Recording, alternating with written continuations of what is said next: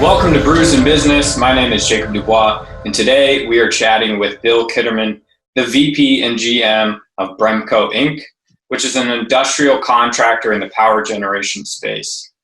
Bill has been with Bremco for nearly 3 decades. Bill, welcome to Brews Business. Thanks, Jake. I'm looking forward to it.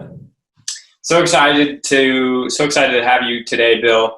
And before we get started, let's dive into what types of projects are you working on? I know that was a mouthful, and Bremco is pretty technical. So I want to, break it down for me. What types of projects are you working on? Well, we basically work in the power generation field, whether it be at actual power generators or at industrial plants that have the need for steam and power generation. We repair, we don't do nuclear work, but we do all the associated. We do natural gas, oil, those types of things. Every other fuel, pretty much. Cool. And we do what we do. We're an ASME code shop, which is essentially we're certified welding people. If that means anything to you. Yeah, no, it does. Surprisingly, I love it. So it makes sense that you probably have a team of people that are doing these, on the job kind of tasks, correct? Yes. Yeah, actually right now, currently we've got 3 crews working around the country. We work all over the country and do some international work, but minor international work. Okay, so in your specific role, that gives me a good idea of what Bremco is what type of projects you're working on. But the Bill role, what are you doing as vice president and general manager on a day-to-day? I'm the ringleader. That's probably the easiest way of describing it. I make sure all the monkeys march at the time that they're supposed to, and that's not a fair assessment of what the guys are. But I just make sure that everything's coordinated. The estimates go out the door when they're supposed to. There's a follow-up. All the crews are on site. They have the proper tooling. Those kinds of things. All the logistical things, the flights to get the guys there are all taken care of. The hotels, the rental cars. I mean, I don't do it all, but that's I just make sure that it's done. Wow. So would you say you're, putting out fires as well? I imagine with all, the amount of logistics that goes into a repair job of this size has, a lot of opportunities to mess things up. Yeah, that's probably about 60% of the job is fighting fires.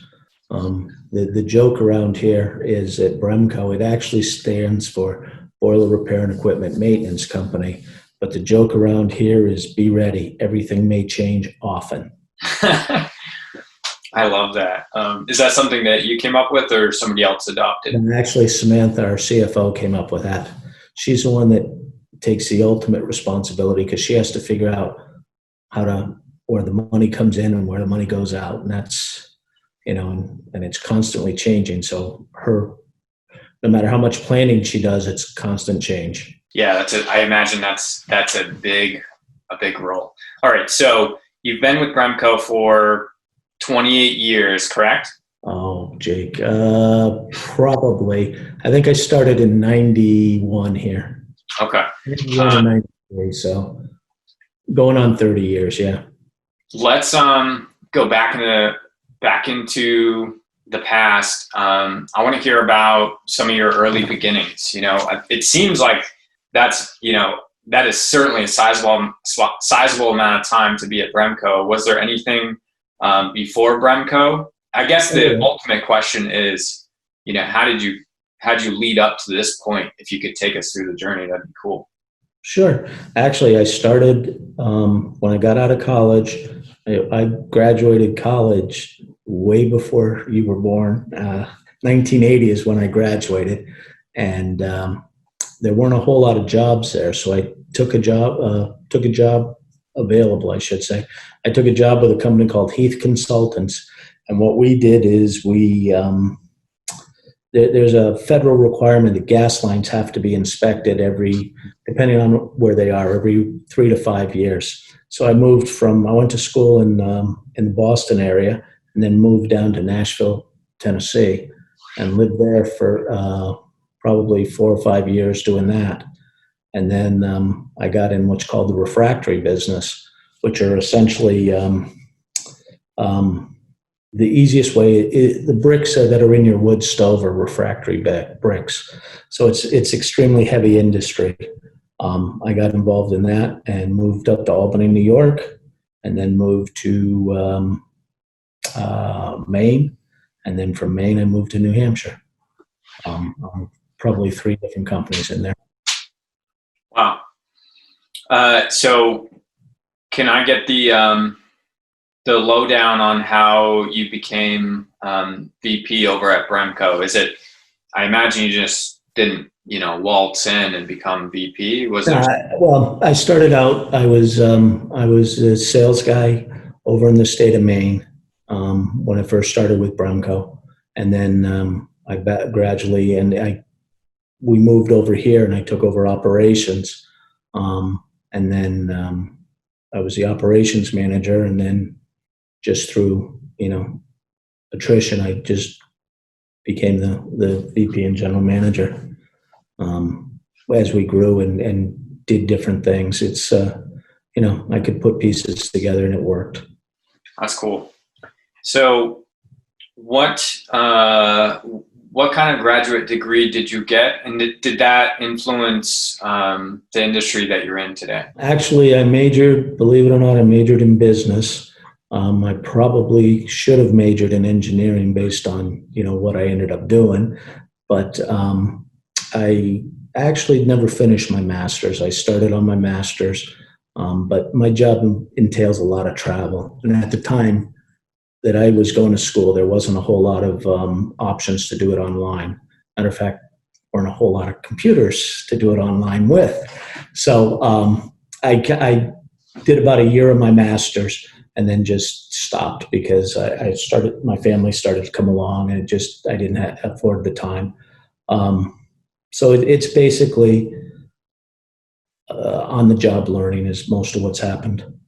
So do you have, I imagine, you've done this for so long and you've kind of seen, in some ways you've probably seen it all, except for maybe some recent events. But are there some like philosophies that you typically find yourself always abiding by, some special terms that you use to dictate how you operate? Well, one of the things that's kind of frustrating to me, and it's a little bit about my business, but it's also about philosophy a little bit, is that I once spoke at Monadnock Regional High School because they'd asked me to talk about a little career day, and I didn't score a whole lot of points because one of the things that was asked or we talked about, and I said one of the problems is we tell too many kids that they need to go to college. And the truth of the matter is most jobs that kids go to college with can be offshored. What my guys do, you can't offshore. They're actually, hands-on people that have to fix and repair and understand. And we have a big need, and there's a huge potential for kids to get into the trades. And it's a huge hole, and the guys make a good living at it. And it's one of the things that I'm really disappointed with our education system is we don't tell people enough about what goes on in the real world. As proven by how many people can work from home. If you can work from home, then some corporation's going to offshore it tomorrow because they can save a few bucks. Well, my guys can't work from home and they can't be offshored. Yeah, I was talking about this the other day with a colleague of mine of, imagine a university that, maybe it's still 4 years, but every semester you basically went to go try out a different profession.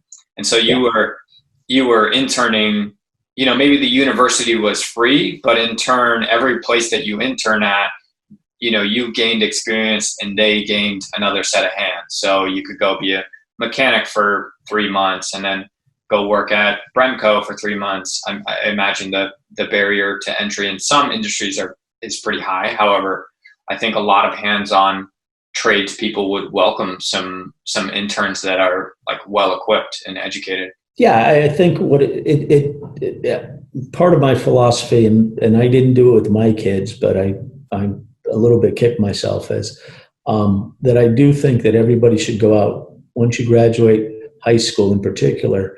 You should go work for 2 years before you go to college. And it goes along with what you're saying. It's kind of so you understand what you like and what you're interested in. So when you do, if you do end up going back to college, you go back for what you want to learn, not, well, I don't really know. How many kids that, you went to school with and I went to school with that changed their majors 4 or 5 times and they still didn't know what they wanted to do.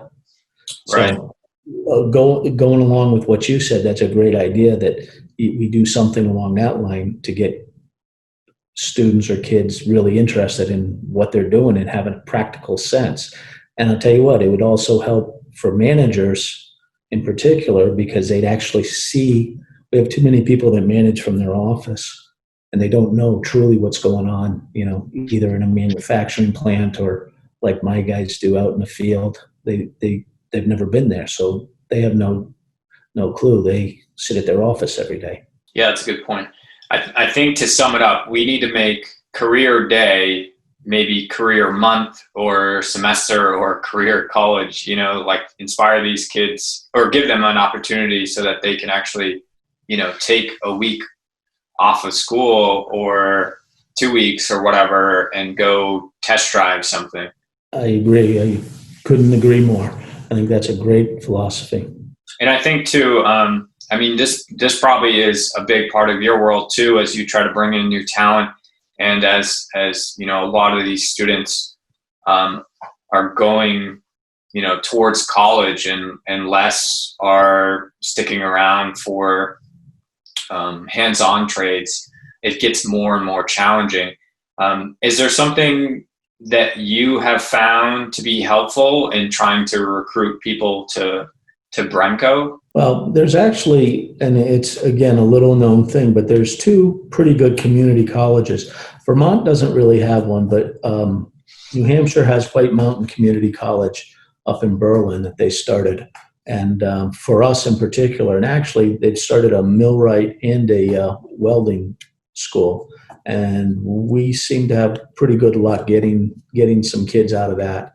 And then Eastern Maine Vo-Tech, I don't think they call it Vo-Tech anymore, but Eastern Maine Community College up in Bangor has a really, really good welding program. And we've been able to draw some of the guys from that. And some of our long-term guys are from Eastern Maine. We've only got a couple of guys in the White Mountain school system with us. But I don't think that is promoted enough, because that is a graduate degree. You are going to college. It's just a trade college as opposed to a academic college. You're certainly not alone, and I've heard this from a lot of other people. And so I think, as college continues to get more expensive and it seems as though they refuse to kind of innovate. They seem a little comfortable with, the current system. We're going to probably see something, some sort of shift into eventually parents and kids will realize that, maybe college isn't the number one choice all the time. Yeah, no, I definitely agree. I mean, I know, what my son went through and the cost it was to go to the college he went to. And truly, most of his classes could all been done online. I mean, he majored in math, but for the most part, I can see within the next 5 or 10 years that there's going to be a radical difference because people just can't afford it, and you have to weigh the value. When you're spending $50,000 plus a year to go to college, and I was somewhat lucky in that my son majored in a career or had a major he majored in math, so it was fairly simple to get a job. But some of the majors would be very difficult to get a job that you'd ever pay that money back. It's amazing. All right, switching gears a little bit, I wanted to talk about did you ever have some sort of quote unquote breakthrough moment, or some sort of realization in how you manage or what you do on a day to day that you realized, wow, I should have been doing this, maybe years ago? Like everything, things come with age, because you realize the mistakes you've made and everything else. I think a lot of it is, I think one of the biggest things that I've learned is to trust and listen to other people more and let them. Our business is such that you have to rely on other people's skill sets and knowledge, and you don't have to be there for everything. As I said, we've got 3 jobs going on now, and I'm totally comfortable with what the guys are doing, and you have to trust your people.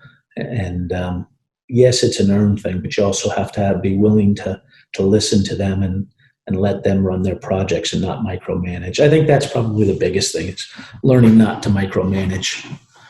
You have to maintain control, but you still have to let people make their own mistakes and grow too. Yeah, that's so powerful too, because it's so easy to want to jump in and fix things and, correct the person that's not doing it the way that you would do it if you were, there. So I think that's a huge component to what makes a good manager is giving people some losses, small losses here or there, or learning moments, however you want to phrase it. But trusting and letting people execute on their skills is probably, one of the fundamental things for a solid team. Wouldn't you agree? Oh, absolutely.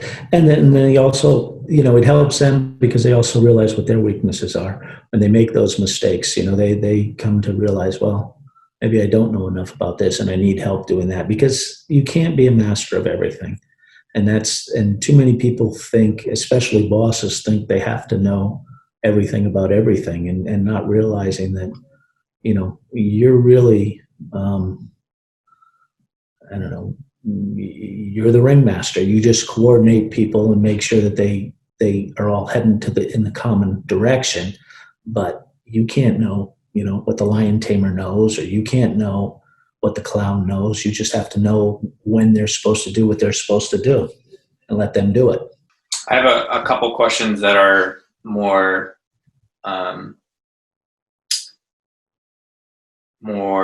work focused, Sure. if you will.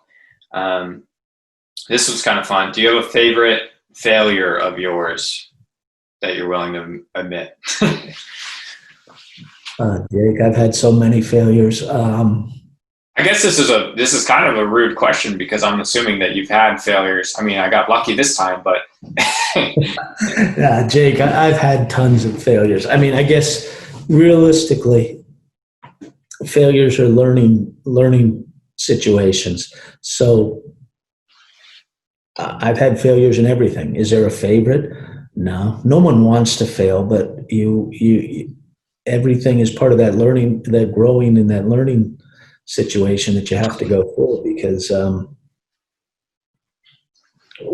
and I have known each other for quite a while. I mean, I had some major failures when I was working with you guys, and those are probably the biggest ones, because you guys were younger, and I didn't handle things exactly the way I might have now. But that's probably the biggest ones that I've had is I probably didn't communicate to you guys when you were football players as well as I should have. So for the audience, Bill is my high school football coach, or one of them, and we've kept in touch. It's been a couple of years, but it's always been a blast to keep in touch with Bill, and I still see you as a coach, just on a different playing field. So again, I just wanted to thank you for joining me today.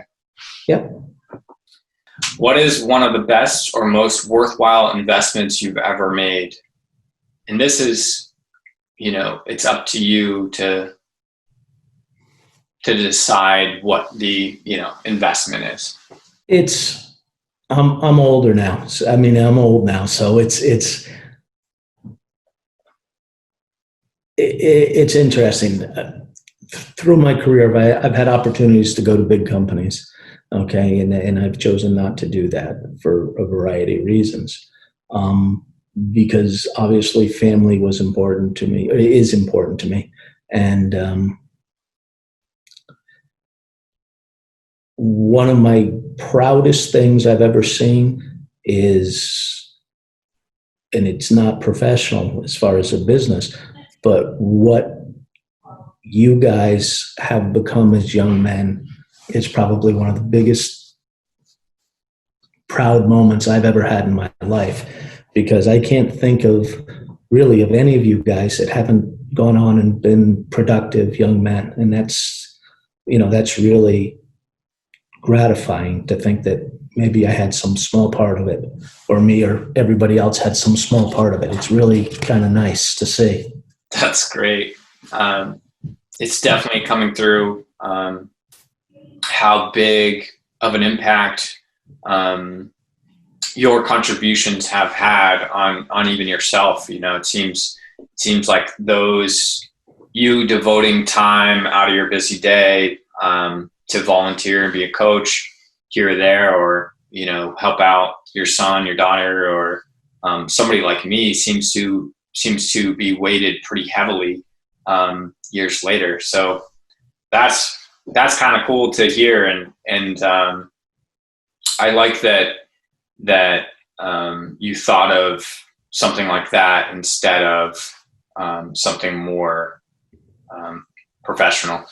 Well, that's what it is. I mean, because the profession's going to die, but in essence, you guys are the legacy, and everybody wants to see their legacy be successful, and that's kind of nice to see.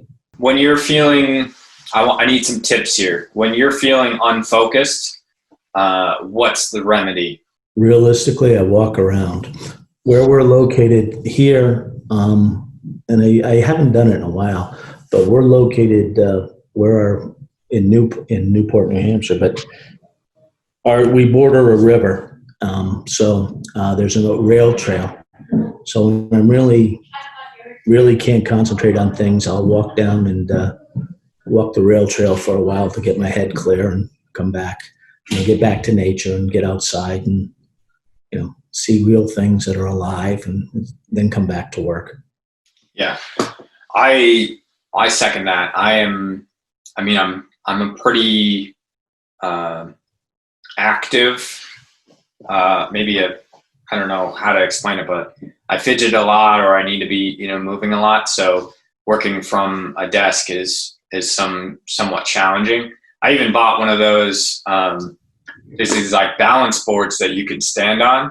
Okay. So I have one of those, and I'm intentionally not using it right now because otherwise I'd be just spinning back and forth. But I find that just going outside, taking a loop around the block is like the perfect thing to get me back and focus. So I can definitely relate to that. That's a good one. What tasks are just not for you and you have to bring somebody in order to help? I'm a big picture guy more than anything else. Little details, while they are the most important thing, I get very bored when I do them, and I get very frustrated doing the small, minute detail things. So somebody to basically do the real work, is really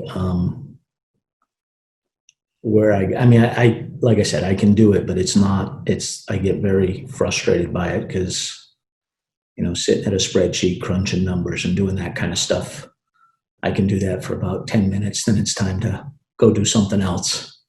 That's so great. I think what you said is crucial to understand of the little details are what's most important, because if you don't, you or somebody on your team doesn't execute on the little details, then the big picture doesn't happen.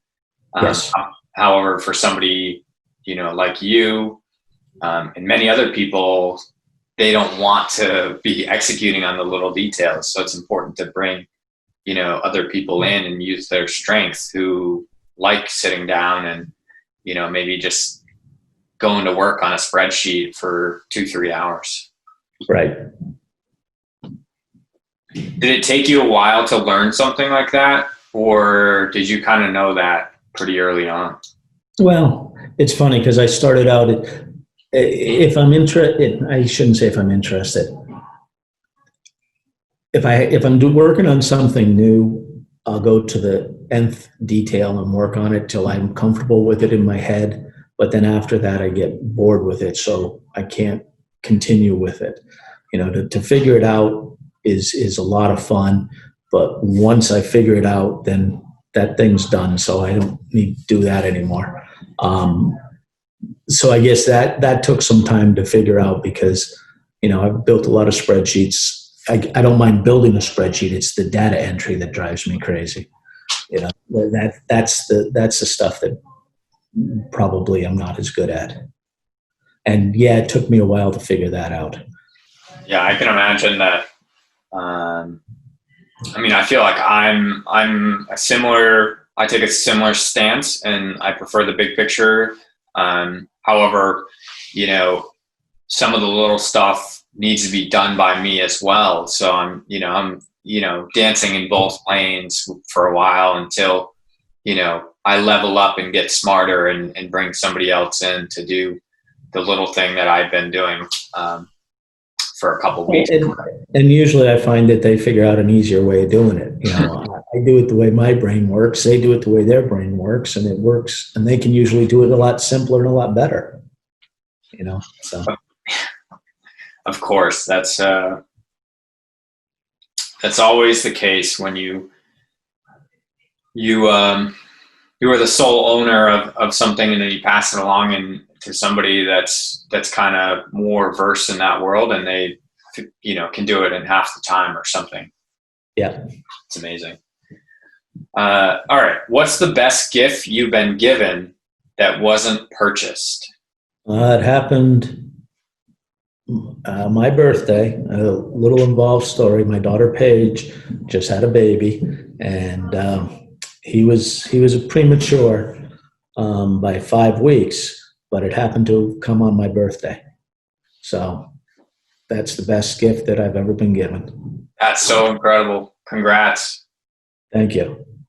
Yeah, so that was a simple one. Yeah, I feel like that was a lob. That was easy. I'll take it. Do you have a new habit that you're working on, or something you're trying to refine? Yeah. Well, again, it's one of those personal things. Well, there's professionally and personally. Obviously, personally, I've got to work on, as you get older, besides getting fat, you also get a lot less flexible. So one of my new hobbies is I'm picking up Tai Chi to work on that, to get some flexibility and some motion and those kinds of things. So that's my newest hobby that I'm working on for myself. Wow. Tai Chi, isn't that pretty involved? Now, Tai Chi is it's just a movement thing. It's not a true martial arts like you see. Tai Chi, if you've ever seen the movies where they have the group of people that are standing out, moving around, doing motions and forms, that's Tai Chi. It has to do with nature and all those kinds of things, nature movements. It's just getting so you get flexibility and range of motion back. Okay, now, yeah, I think I was misguided. Now I understand. It's more of the moving slowly through motions and correct stuff like that. Yes. In my opinion, probably the more a more exciting yoga maybe is yeah, that's a good way of putting it. Yeah. Yes. I have this question that I really love to ask, and I'll ask it to anyone at any time of the day, because I feel like it's a solid question for both parties. So I'm gonna hit you with it now. What was the best part of your day? Today, Yes. so far, boy,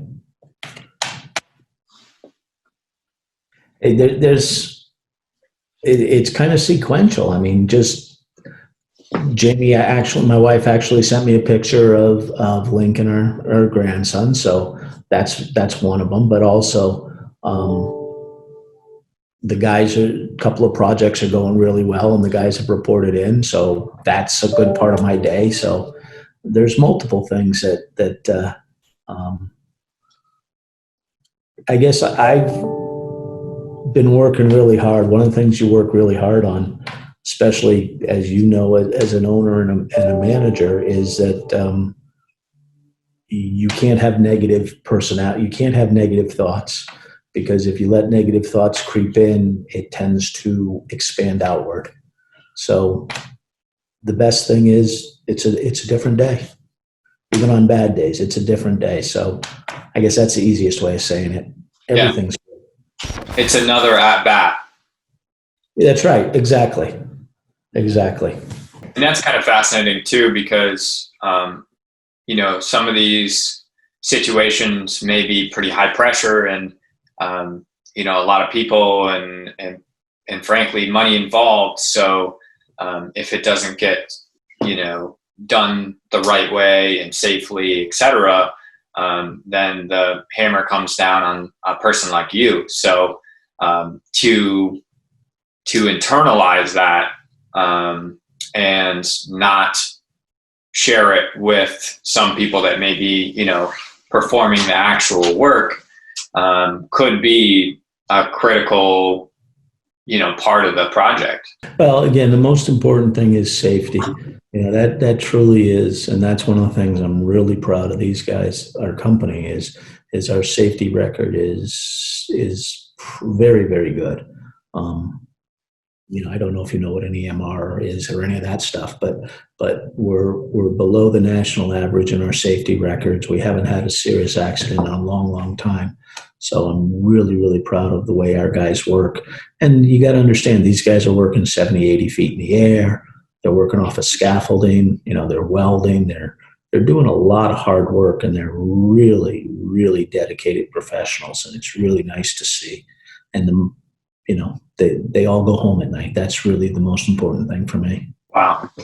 How did you, you've been there a long time. So can you see certain things that have contributed to making the team that safe? Part of it is they know each other. Part of it is being a team. There's a culture that's developed that unacceptable behavior is not accepted. If someone's doing something outside the standard protocols that we have, someone will correct them. They don't wait for a boss, because they just it goes right on through, because again, our guys travel. Most of our guys are in hotels. I mean, when they're working, they're in hotels. So it even goes to that point. Because construction workers have been known to have a beer or two, and but they learn what's acceptable and what's not, especially as the younger kids. The younger kids, it's the first time out. They've got a lot of money in their pocket. They're going to go out and party and everything else. But the older guys bring them back to ground pretty quick and say, nah, not if you're going to be doing this every day, because they're working 12-hour days, 7 days a week. Yeah, and you can't really have a couple, a big crucial part of your team underperforming or tired or anything like that, because then that's when we make, as humans, we're making mistakes, mental mistakes and physical mistakes. Exactly. But it seems like you and the rest of the staff have, really tried to create teams that are cohesive and look out for each other, which is, looping back to, one of your early points of trusting the team. It seems like you've done a great job. Well, these guys have done a good job. They've learned how to do it, and they work together. Like I said, I'm just the ringleader. They really they make the performances. I just make sure that they stay in the ring. These guys are the ones that do it all. I just herd the ponies. I love it. All right. We are nearing the end, and I wanted to give you an opportunity to part with some sort of piece of advice or call to action or anything that you want somebody listening to hear or do. I guess, we touched on it earlier. There's a couple of things. I guess number one, well, there's a few things. I guess number one, I want people to respect the people that actually work with their hands. There seems to be an awful bias against people that are actually working with their hands and producing things, both manufacturing and maintenance, which is in essence what we do.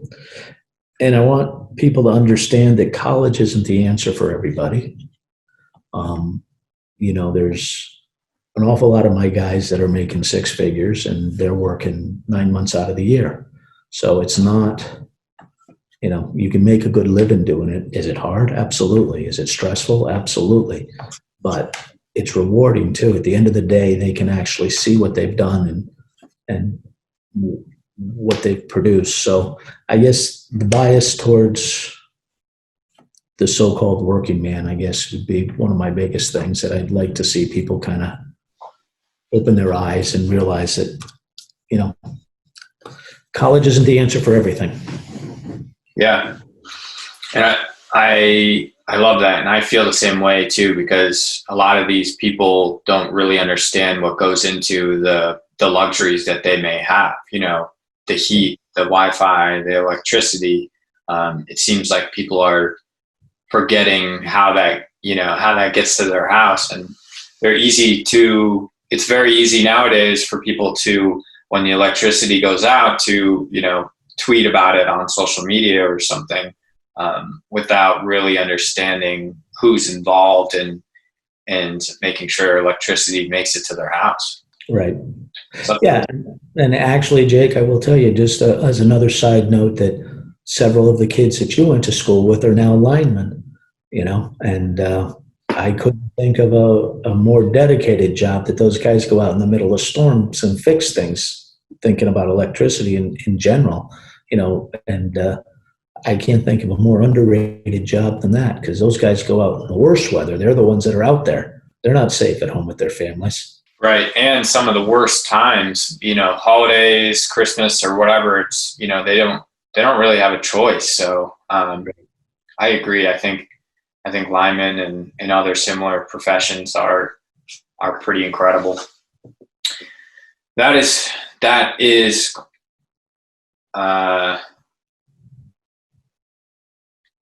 was a wonderful conversation, and I just wanted to thank you again, Bill. It's been a pleasure. I know that we will keep chatting as the years go by. And once again, congratulations on being a grandfather, and thanks for tuning in. Well, thanks, Jake. I appreciate it, and good luck. You're doing a great job.